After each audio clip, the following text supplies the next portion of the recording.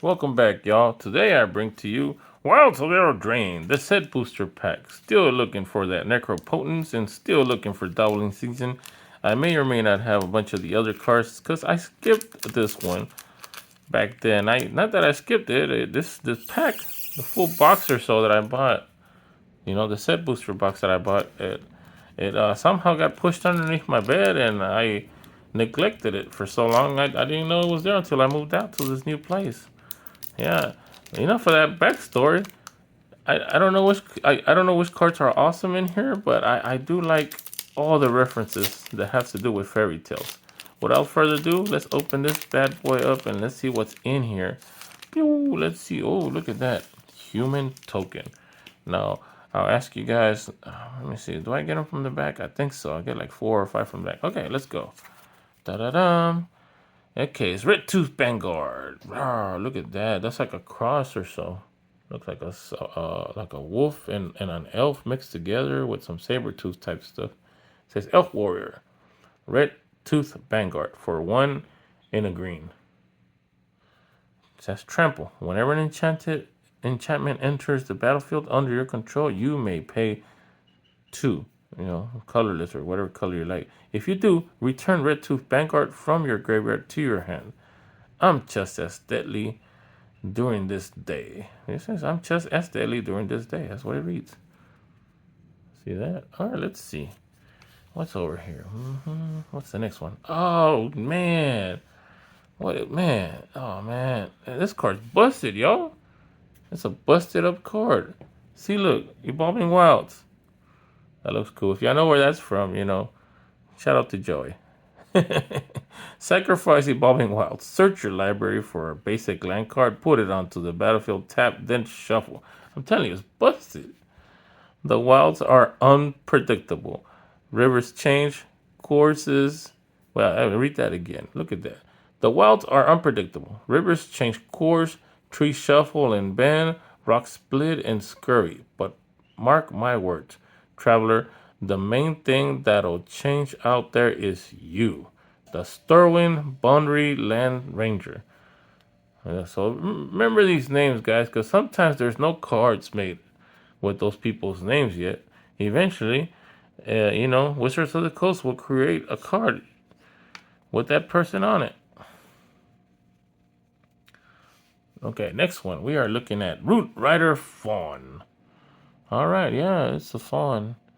And it's got for 1 in a green. Oh, my bad. The other one was, technically a free card you put down. Those land. And this one is at 1 green when you tap it. So for 1 in a green, you tap it, you get 1 more green. A loose green you could use. Or you could add more colorless and tap it at 1 mana of any color. Okay, so your choice is of either green or spend the extra and get any color you like. Okay, human. Feet aren't inferior to hoops. I'll say it's hoops for climbing. It's their plodding, mistrustful personalities that hold them back. Yeah, that's cool. You guys ever seen those goats on the side of the mountains? They're just barely holding on. I'm like, whoa. How come they don't fall down? I don't know. It's practice, I guess. Merfolk, Coralsmith. Like, is that a Coral Sword? Shout out to Coral Sword. No affiliation at the moment. Maybe someday in the future. Call me. Merfolk, Coralsmith. Creature, Merfolk. One Merfolk, Coralsmith gets +1/+1 until end of turn. When Merfolk Coralsmith dies, scry 2. Wooden swords rot. Steel axes rust. But coral only grows. That's amazing. Yep, here we go. Look at this. Woo wee. That is cool looking. So you're going through the forest at the end. A tree. That's some Dark Souls vibes right there with those trees like that. Who is this? Let's find out. Wilds of Eldraine Art Series, number 31 out of 81. Rowan, Sign of War. Magali Villeneuve or so.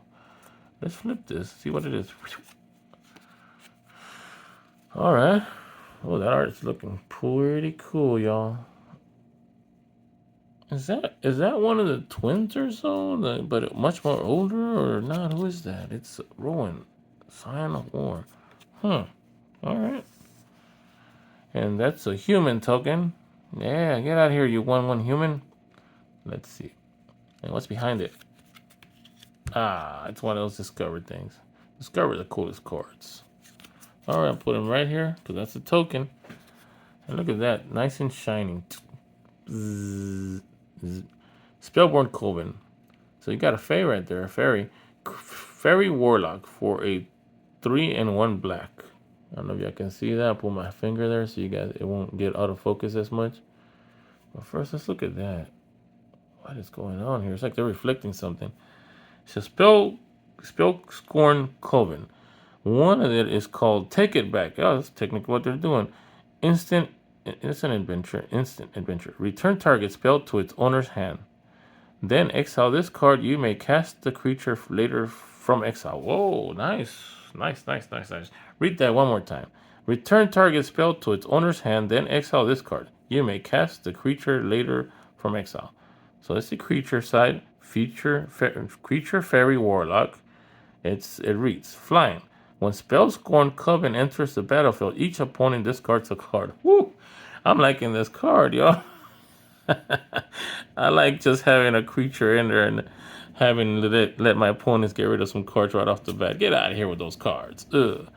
Leyline of Lightning. Another leyline. You can't go wrong with leylines, guys. The way leylines work, okay, so it's 2, 3 for 2 and 2 red. It's an enchantment. If Leyline of Lightning is in your opening hand, you may begin the game with it on the battlefield. Whenever you cast a spell, you may pay 1. If you do, Leyline of Lightning deals 1 damage to target player or planeswalker. Wow.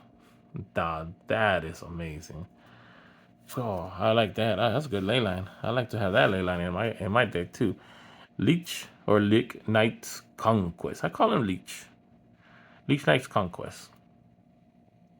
For 4 and black. Sacrifice any number of artifacts, enchantments, and or tokens. Return that many creature cards from your graveyard to the battlefield. Ooh, I like it. I like this a lot. In their rotting minds, they still quest for virtue and glory. Nice, guys. All right, let's see that. So you guys can read that part. All right, I'll make it up, back it up a little bit. There we go. All right. Then we have Glass Casket. Like a Snow White type reference or so. Okay, it's an artifact. Nice for 1 and a white. When Casket enters the battlefield, exile target creature and opponent controls with mana value 3 or less until Glass Casket leaves the battlefield. What?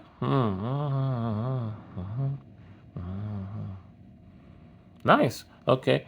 While Neva's mind wandered the realm of dreams, her body lay protected as mages worked frantically to find a cure for the wicked slumber. Y'all look at that. Oh man, this is playing. It make me want to play some RPGs real quick. You know, like Gothic or so, something like that. Oh man, or like Oblivion or stuff. You know, they need FromSoft needs to come out with another Elden Ring or something similar because I'm itching to get into a game like that again.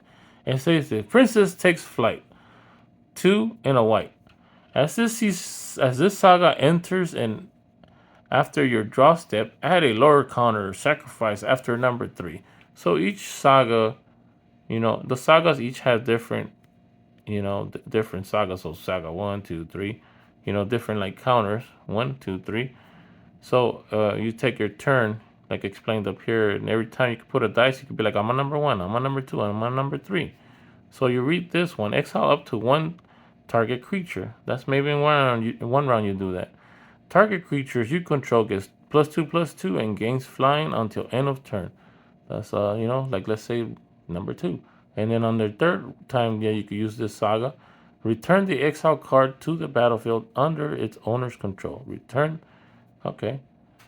It's going back to the original. Nice. Okay, here we go.